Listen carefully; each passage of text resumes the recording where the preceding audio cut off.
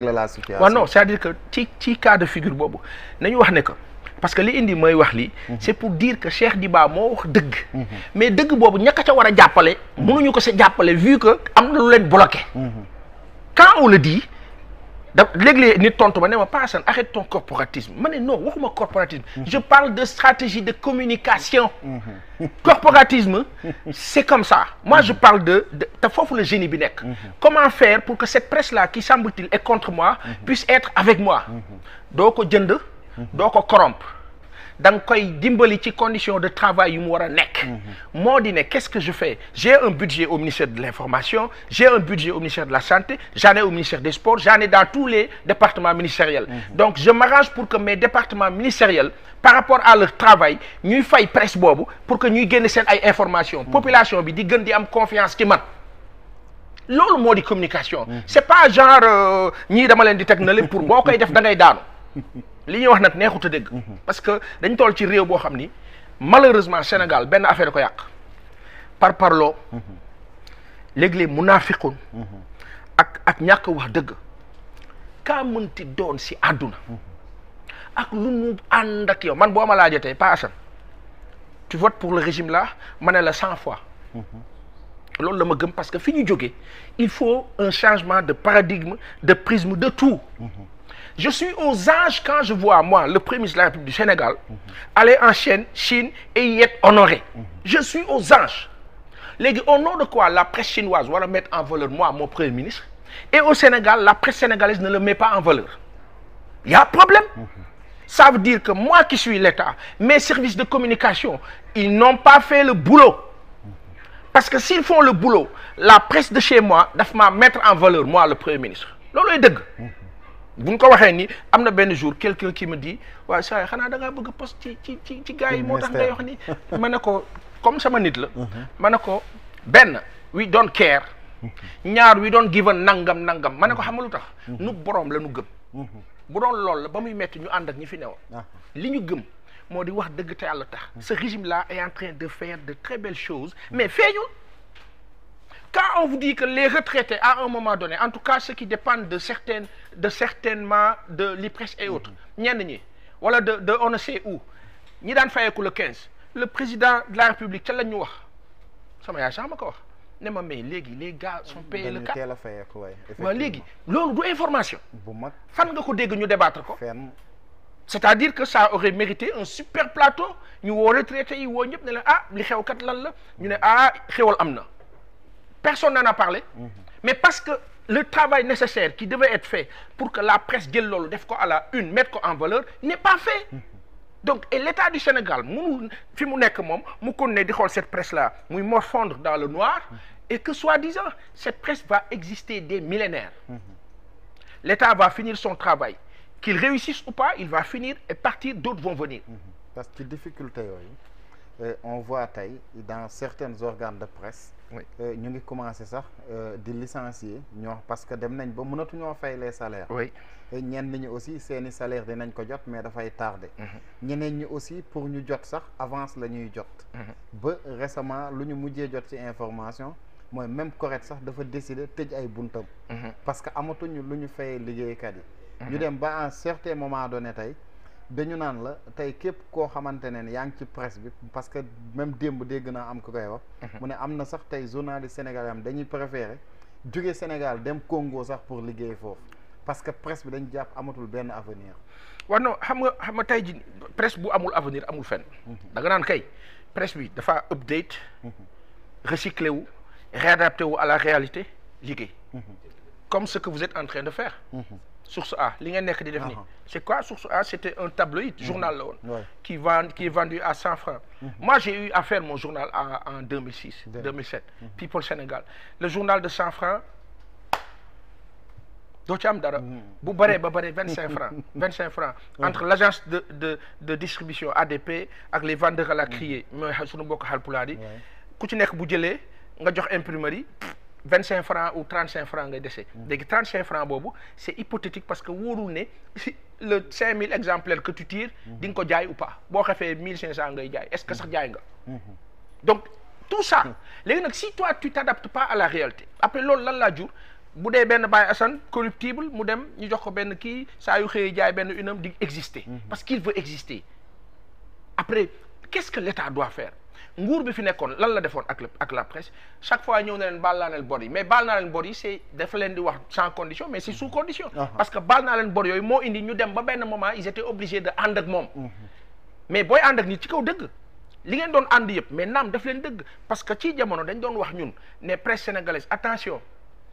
Ousmane Sonko Khalifa Karim yëpp biñ leen di liquider ci yéen lañ jaar te ëllëg dina ñëw dañ ko daan wax ne leen bis dina ñëw ça peut être chaud pour vous c'est ce qui est arrivé léegi nguur gi am na benn sens boo xam ne mën nga ne ah ñoom li ñu daj kat moo tax ñu toog di leen xool sauf que nguur bi moom son rôle c'est pas ça c'est de jéggi loolu njabootee ñëpp da ngay jéggi loolu benn ci avantage ci jaboote beneen bi ci lan ci nekk ñii da nga leen soxla mu neex la mu naqari la bu la neexee da nga ne sama yoon nekku ci mais dinañ la sonal xam nga nuñ laa sonale dañuy xëy chaque jour même buñ ko sosul lu bon loo bon le ñu wane ko léegi yow tu te dis de toute façon bu ñu sonnee dinañ bàyyi mais bu ñu sonnee kañ la ils vont exister même bu dee benn journaliste ñaar a fay nekk moi je me rappelle à un moment donné du ma wax fan la mais il est arrivé que ñun on bouclait à 2 ou 3 on faisait le journal à 2 ou 3 personnes ñoo doon bind journal bi un journal de 8 pages de 12 pages et tous les soirs on était là à bout ça da ngay toog ba 23 heures ñu ne il y a 2 pages qui manquent on fait pas de remplissage dañuy jëlaat téléphone yi woote utaat ay info amaat ko jëlaat bindaat journal bi par les 2 heures du matin ñu daw imprimerie c'est des choses qu'on a vécues waaw léegi aujourd'hui lii waral Cheikh Diba wax nit ñi di am xel ñaar Cheikh Diba peut-être le seul bémol et là c'est la vérité peut-être bu ko Aïssata Tall Sall wax ne ko li fi xew nii yëpp fii la fekk yaa ngi woon ci biir c'est-à-dire que ci moo tax communication doy waar quand le ministre Cheikh Diba parle le ministre des Finances dans son speech normalement s'il était bien préparé ou na ma baal nag ci li ma wax nii sans prétention il aurait dû dire en communication écoutez moi j'étais là quand ces choses-là se passaient je n'étais pas d'accord mais j'avais pas le pouvoir wax ci day jeex mais boo ñëwee ne ñi fi nekkoon la te yow nga bokkoon ci ñi fi nekkoon ça gêne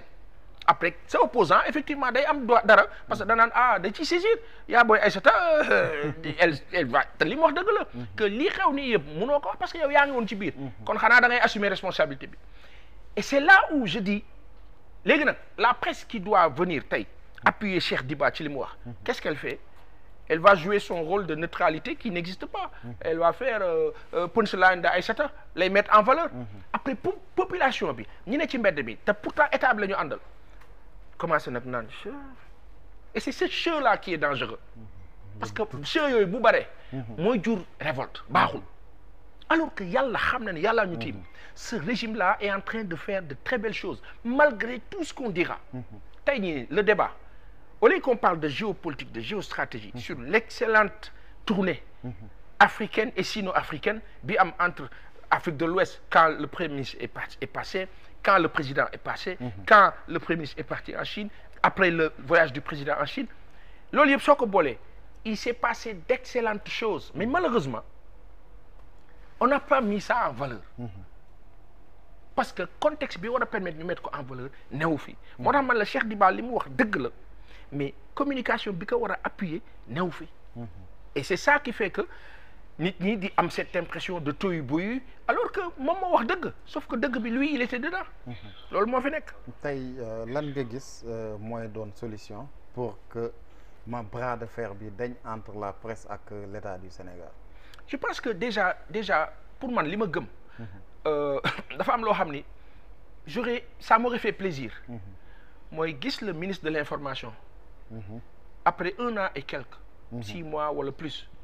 de nomination ça m'aurait fait plaisir en tout cas sans prétention humblement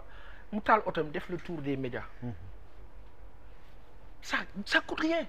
mais c'est le ministre de l'information la première personne non je pense que gisee nañu 2 fois waaw mais xam nga tey moom déjà nangu leen recevoir waaw non gisee nañu 2 fois waaw ñu ngi koy demander audience mais malheureusement waaw loolu laa nekk d'expliquer c'est-à-dire que loolu laa nekk je sais pas dafa braqué ou pas mais alpha ou bêta ça aurait fait plaisir te loolu mooy son rôle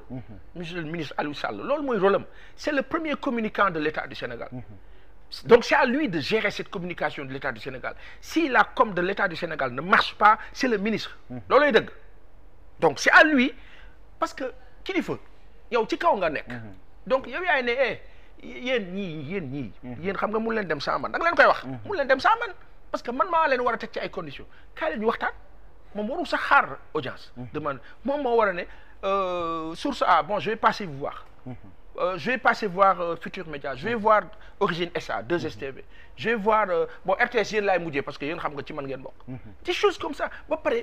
il faut que les gens dans ce pays là ñu am le culte du raffermissement des liens il y a des choses il faut ñu jéggi ko gis nga dëkk kenn du ko yor ci merantoo ak merante effectivement faw ñu parce que mais Seydina Muhammad sallallahu alayhi wa sallam bu du woon baale kon du baax saay waa Màkka li ñu ko doon def ba borom bi ne ko waxal lan nga bëgg ma def waxal rek lan nga bëgg ma def yonent yàlla Moussa ba ko borom bi ne waxal lan nga bëgg ma def bant bi la teg yàlla ji jël def leen ci 124 000 prophètes kenn baalewul ñoom ñëpp kenn ki leen raw la mu leen gënee xam lu mu doon baale ñeneen ñëpp nanguñu baale non Seydina Muhammad sallallahu alayhi wa sallam moo baale ba mu baale ba yëkkati ka donc aujourd'hui je vais pas dire que ce régime là dafay defante wala baalewul je dis pas ça mais je dis juste que il faut pas qu'on ait ce semblant là il faut que nguur bu bees bi xam ne moom mënul di liggéey lu rafet te loolu du fës